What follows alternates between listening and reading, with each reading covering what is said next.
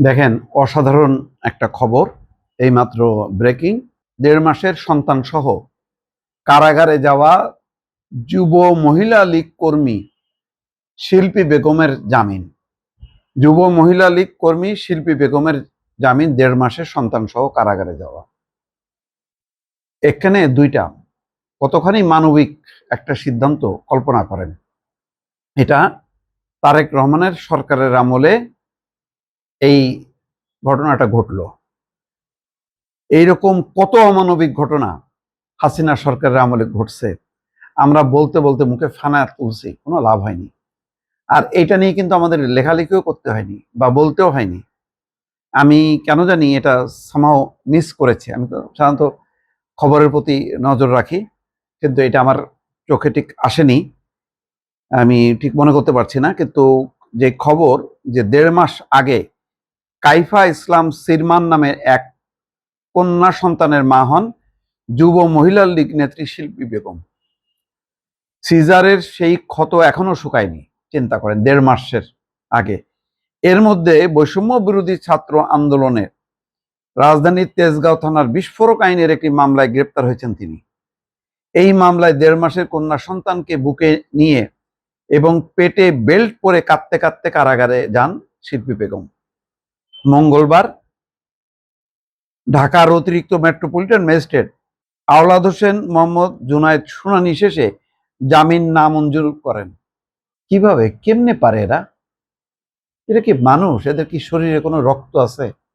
একটা বোঝে যে একটা ১.৫ মাস বয়সী একটা শিশু কন্যা, সে কারাগারে গেছে, তার জামিন আবার নামঞ্জুর করছে। মানে কারাগারে গেছে, তারপর জামিন চাইছে, সেই জামিন নামঞ্জুর করছে। এই দিন দুপুর ২টার দিকে তাকে ঢাকা চিফ মেট্রোপলিটন আদালতে হাজির করা হয়। এরপর মামলা তদন্ত কর্মকর্তা উপপরিদর্শক শেখ নজরুল ইসলাম আসামিকে কারাগারে রাখার আটক আবেদন করেন। কেমনি করে আল্লাহ! মানে দেখেন, এরা এই যে আইনের সঙ্গে জড়িত যারা, তারা আপনার কিভাবে পারে? এদেরও মানে রক্ত মাংসের মানুষ না এরা? তারপরে অবাক কাণ্ড। আচ্ছা, যখন নাকি ধরেন এই ১.৫ মাস তার হয়েছে, বাচ্চা হয়েছে, তাহলে তার আগে প্রেগনেন্ট ছিল সে। প্রেগনেন্ট অবস্থায় সে বৈষম্য বিরোধী ছাত্র আন্দোলন দমন করতে কি সক্রিয় ভূমিকা পালন করছে, কি সক্রিয় ভূমিকা পালন করছে চিন্তা করেন। এখানে শুনানিতে তিনি উল্লেখ করেন তার ১ মাস ১৬ দিনের কন্যা সন্তান রয়েছে, তার সিজারিয়ান অস্ত্রোপচার হয়েছে, অপারেশন হয়েছে। যে কোনো শর্তে তার জামিন প্রার্থনা করছি। আইনজীবী ফারজানা ইয়াসমিন রাখি জামিন আবেদন করছে।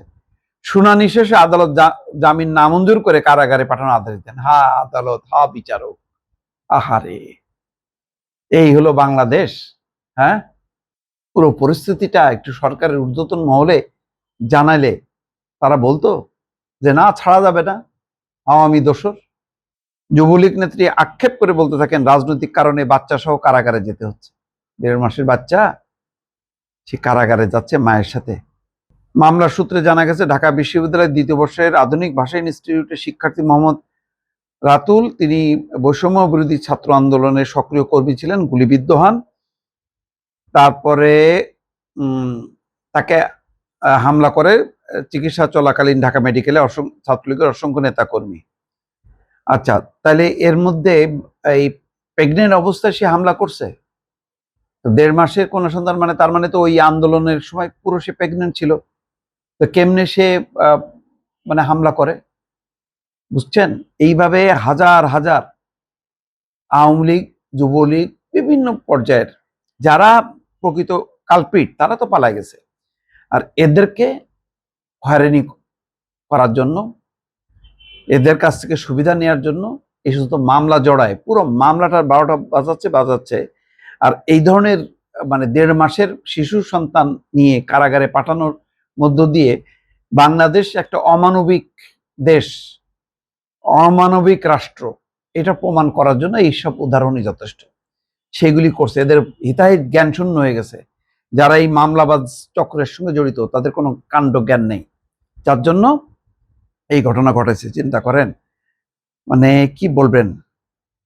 যে এত অমানবিক কাণ্ড, যাই হোক, এখন নিশ্চয়ই নজরে পড়ছে সরকারের, এবং তড়িৎ গতিতে নির্দেশ আসছে, তাকে জামিন দিছে।